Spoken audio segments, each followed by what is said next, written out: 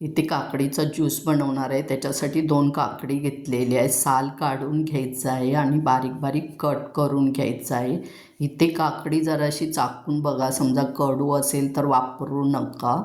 कायराला कधीपासून व्हिडिओमध्ये यायचं होतं, त्याच्यामुळे ती आज बसूनच राहिलेली आहे. मिक्सरच्या भांड्यामध्ये काकडी, अर्धा चमचा भाजलेल्या जिऱ्याची पूड, काळं मीठ पाव चमचा घ्यायचं आहे, साधं मीठ 1 चमचा घ्यायचं आहे, 5-6 पुदिन्याची पानं, पूर्ण अर्ध्या लिंबाचा रस घेतलेला आहे आणि फक्त अर्धी वाटी पाणी टाका, नाहीतर नाही टाकलं तरी चालेल. पहिला फिरवून बघा, कारण पाणी जास्त घातलं तर सर्व बाहेर येतं.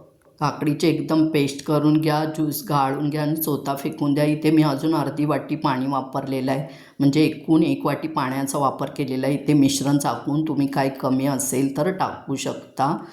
मी इथे प्लेटमध्ये लाल तिखट, काळं मीठ आणि साधं मीठ घेतलेलं आहे. काकडीचा ज्यूस तर अप्रतिम होतोच, पण जेव्हा ग्लासातून तुम्ही ज्यूस पिता ना, तेव्हा ज्यूसबरोबर तोंडामध्ये ते लाल तिखट आणि मीठ येतं, तेव्हा त्या ज्यूसची मजा काही औरच असते. एकदम छान होतो. करून बघा.